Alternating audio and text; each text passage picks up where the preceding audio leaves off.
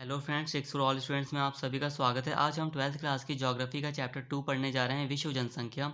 मेरा main focus इस video में आपको पूरा चैप्टर समझाना है, तो प्लीज़ इस वीडियो को पूरा देखिए और जो इसके नोट्स हैं वो आपको लास्ट में प्रोवाइड कर दिए जाएंगे। तो चलिए शुरू करते हैं। हमारा पहला सेंटेंस है, स्वर्ण से नहीं बल्कि केवल स्त्रियों और पुरुषों से एक राष्ट्र ताकतवर बनता है। ये राल्फ वाल्डो के द्वारा कहा गया है, इसको याद कर लीजिए। इनका मतलब ये है कि भले ही कोई देश कितना ही आर्थिक रूप से मजबूत क्यों ना हो, बट वो ताकतवर तभी बनता है जब वहाँ की स्त्री और पुरुष समझदार होते हैं या वहाँ की जनसंख्या का विकास सही से हुआ होता है। हमारा दूसरा सेंटेंस है, एशिया में बहुत अधिक स्थानों पर कम लोग तथा कम स्थानों पर अधिक लोग रहते हैं। ये किसने कहा है? तो ये जॉर्ज बी क्रेसी ने कहा है। 21वीं शताब्दी की शुरुआत में 600 से भी अधिक जनसंख्या दर्ज की गई थी। अब हम आते हैं अपने टॉपिक पर। विश्व में जनसंख्या वितरण का प्रारूप कैसा है? जनसंख्या वितरण का क्या अर्थ है? जनसंख्या वितरण का अर्थ है कि लोग भूमि पर, जमीन पर किस तरह से वितरित हैं या बटे हुए हैं। तो विश्व में जनसंख्या का जो वितरण है वो बहुत या बड़ा असमान है। इसको हम उदाहरण के माध्यम से समझेंगे। विश्व की 90% जनसंख्या इसके 10% स्थल भाग पर निवास करती है। ये हमारा पहला उदाहरण है। तो उदाहरण देकर ही हमें समझ में आ रहा है कि जो विश्व जनसंख्या का वितरण है वो बड़ा असमान है। विश्व की 90% जनसंख्या इसके 10% स्थल भाग पर रहती है। उत्तरी गोलार्ध में अधिक और दक्षिणी गोलार्ध में कम जनसंख्या है। ये मान लीजिए ये पृथ्वी है, तो इसकी जो ऊपर वाला पार्ट है उसे हम उत्तरी गोलार्ध कहते हैं, नीचे वाले पार्ट को हम दक्षिणी गोलार्ध कहते हैं। तो उत्तरी गोलार्ध में अधिक अधिक जनसंख्या पाई जाती है और दक्षिणी गोलार्ध में कम जनसंख्या पाई जाती है। ये भी एक असमान का उदाहरण है। मरुस्थलों में एक व्यक्ति प्रति वर्ग किलोमीटर से कम जनसंख्या घनत्व पाया जाता है। तो कई प्लेसेस ऐसे हैं जहाँ पर एक व्यक्ति प्रति वर्ग किलोमीटर से भी कम जनसंख्या घनत्व पाया जाता है। जनसंख्या घनत्व क्या है? प्रति वर्ग किलोमीटर में रहने वाले लोगों की संख्या। एक वर्ग किलोमीटर में रहने वाले लोगों की संख्या को हम जनसंख्या घनत्व कहते हैं। घनत्व को इस तरह से नाप सकते हैं हम, आपको ऊपर जनसंख्या रखनी है और नीचे क्षेत्रफल। इनको जब डिवाइड करोगे तो जनसंख्या घनत्व निकल आएगा। जनसंख्या घनत्व के आधार पर हमने क्षेत्रों को बांट लिया है। तो इसमें हमने 3 प्रकार के क्षेत्रों को बांटा है। पहला है सघन बसे क्षेत्र, मध्यम बसे क्षेत्र और विरल जनसंख्या वाले क्षेत्र। ये 3 क्षेत्र हैं जनसंख्या घनत्व के आधार पर। तो पहले क्षेत्र में 200 से अधिक व्यक्ति पाए जाते हैं प्रति वर्ग किलोमीटर में। जैसे कि पूर्वी एशिया का क्षेत्र है, तो वहाँ पर 200 से भी अधिक व्यक्ति प्रति वर्ग किलोमीटर में रहते हैं। और मध्यम बसे क्षेत्रों में 11 से 50 व्यक्ति प्रति वर्ग किलोमीटर में रहते हैं। जैसे कि नॉर्वे हो गया, स्वीडन हो गया इत्यादि देशों में मध्यम बसे हुए क्षेत्र हैं। विरल जनसंख्या वाले क्षेत्र, तो विरल जनसंख्या वाले क्षेत्र में 1 से 10 व्यक्ति प्रति वर्ग किलोमीटर स्क्वायर में रहते हैं। जैसे कि मरुस्थल हो गया, अंटार्कटिका भी हो गया जो कि एक महाद्वीप है। अब हम बात करते हैं अपने मोस्ट इम्पॉर्टेंट टॉपिक की, जनसंख्या वितरण को प्रभावित करने वाले कारक। तो इसके मेनली 3 कारक हैं जिनके अंदर हम अन्य कारकों के बारे में डिस्कस करेंगे। पहला है भौगोलिक कारक। तो भौगोलिक कारक के अंतर्गत आता है जल की उपलब्धता, भू आकृति, जलवायु या मृदाएं। इसका मतलब है प्राकृतिक कारक। जैसे कि जहाँ पर जल की उपलब्धता ज़्यादा होती है, नदियाँ होती हैं, तो वहाँ पर शहर वगैरह ज़्यादा बसते हैं, वहाँ पर जनसंख्या अधिक होती है। भू आकृति, भू आकृति का मतलब है कि जैसी भू आकृति होगी उसी हिसाब से वहाँ जनसंख्या भी बसती है। मान लीजिए कि कहीं पर पहाड़ है, कहीं पर मैदान है, तो पहाड़ों से ज़्यादा जनसंख्या मैदानों में बसेगी। जलवायु, तो जलवायु भी एक जनसंख्या वितरण को प्रभावित करने वाला एक कारक है। जहाँ की जलवायु सम होती है, समान जलवायु होती है, ना तो बहुत ज़्यादा गर्म ना तो बहुत ज़्यादा ठंडी, वहाँ पर लोग ज़्यादातर रहना पसंद करते हैं, बसना पसंद करते हैं। मृदाएँ, तो जहाँ की मिट्टी उपजाऊ होगी, जहाँ पर खेती करना आसान होगा, वहाँ पर लोग ज़्यादा रहेंगे। खनिज, अब हम आर्थिक कारक की बात करते हैं जिसमें आता है खनिज और नगरीकरण। तो क्या होता है, कई ऐसी जगह होती हैं जहाँ पर खनिज संसाधन बहुत होते हैं, जैसे कि अफ्रीका, और वहाँ पर खनिज संसाधनों के कारण बस्ती बस जाती है, जनसंख्या बस जाती है। यही हाल नगरीकरण का भी होता है। नगरीकरण में क्या होता है कि लोगों को रोजगार वगैरह मिलता है, जिसके कारण वहाँ पर काफ़ी अधिक जनसंख्या बस जाती है, जनसंख्या घनत्व अधिक होता है। अब हम बात करते हैं सामाजिक एवं सांस्कृतिक कारक। सामाजिक एवं सांस्कृतिक कारक में धार्मिक और सांस्कृतिक कारक आते हैं, जिनका मतलब है कि कई बार धर्म के कारण भी जनसंख्या बढ़ जाती है किसी प्लेस पर। जैसे कि जो तीर्थ स्थान होते हैं उनके चारों तरफ जनसंख्या अधिक होती है धर्म के कारण। कुछ धार्मिक रीति रिवाज भी हैं जिनके कारण जनसंख्या अधिक हो सकती है। जैसे कि एक धार्मिक प्रथा चली आ रही है भारत और चीन में बाल विवाह की। इस्लाम में 4 विवाहों की आज्ञा है, तो इनसे भी जनसंख्या प्रभावित होती है या जनसंख्या बढ़ती है। जनसंख्या वृद्धि समय के 2 अंतरालों के बीच एक क्षेत्र विशेष में होने वाली जनसंख्या में परिवर्तन को जनसंख्या वृद्धि कहा जाता है।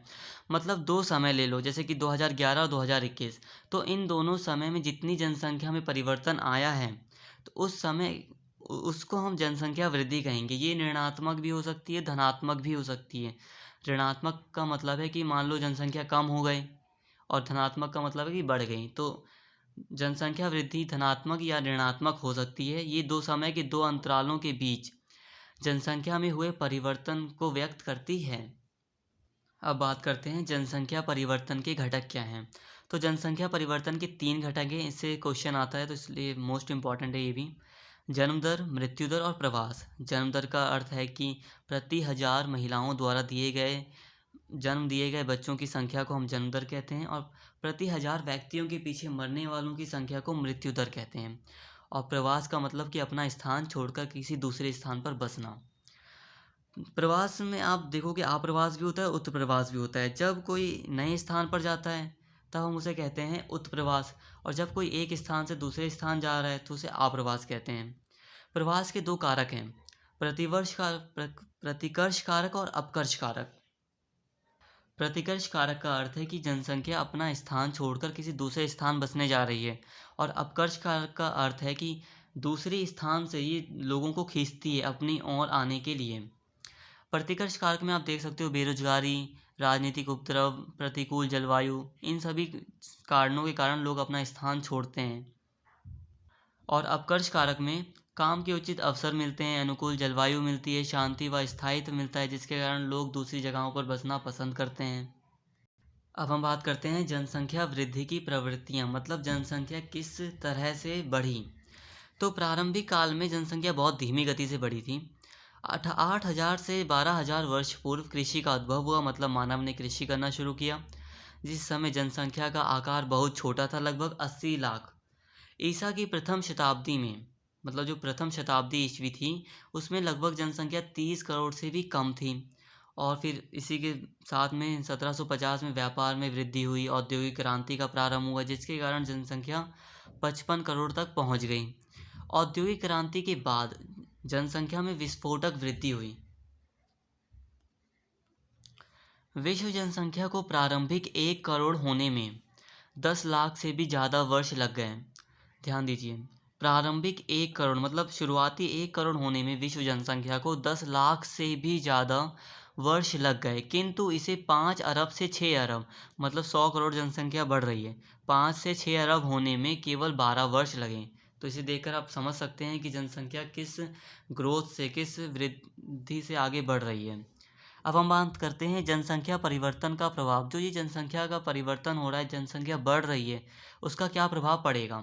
तो बेरोजगारी बढ़ेगी, कम ही लोगों को नौकरियां मिलेंगी, भोजन की समस्या बढ़ेगी, अनाज वगैरह कम पड़ जाएंगे, निम्न जीवन स्तर होगा, लोग ज़्यादा होंगे घर में तो क्या होगा, निम्न जीवन स्तर होगा, स्वास्थ्य खराब होगा लोगों का, इत्यादि समस्याएं पैदा हो जाएंगी।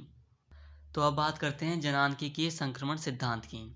तो ये सिद्धांत हमें जानकारी देता है कि शुरुआती दौर में जब जनसंख्या, किसी शहर की जनसंख्या, किसी इलाके की जनसंख्या ग्रामीण या खेतीहर होती है, तब वो उन्नति करके धीरे धीरे नगरीय, औद्योगिक और साक्षर बन जाती है, मतलब पढ़ी लिखी बन जाती है। जब वो ग्रामीण और खेतीहर होती है तो उस इलाके में उच्च जन्म दर होता है और उच्च मृत्यु दर होता है, मतलब ज़्यादा लोग जन्म लेते हैं और ज़्यादा लोग मरते भी हैं। बट नगरीय औद्योगिक में क्या होता है कि कम कम जन्म दर होती है और मृत्यु दर भी कम हो जाती है। तो इस प्रकार ये सिद्धांत हमें बताता है कि जनसंख्या को अगर औद्योगिक और साक्षर बना दिया जाए तो जन्म दर और मृत्यु दर दोनों ही निम्न हो जाएंगी। जो ये बदलाव होते हैं वो अवस्थाओं में होते हैं, जिन्हें जनांकीय चक्र कहा जाता है। अब हम एक एक अवस्था को अच्छे से पढ़ेंगे। प्रथम अवस्था। तो प्रथम अवस्था में क्या होता है कि उच्च जन्म दर होती है और उच्च मृत्यु दर होती है।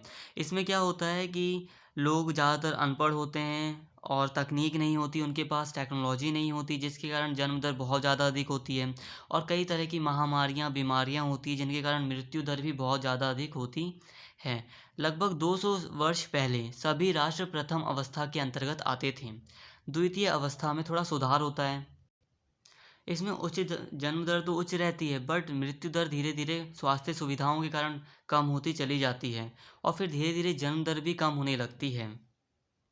मतलब इसके कारण जनसंख्या बढ़ती है, क्योंकि जन्म दर है वो तो ऊंची है, बट मृत्यु दर स्वास्थ्य सुविधाओं के कारण लगातार घटती रहती है इसमें।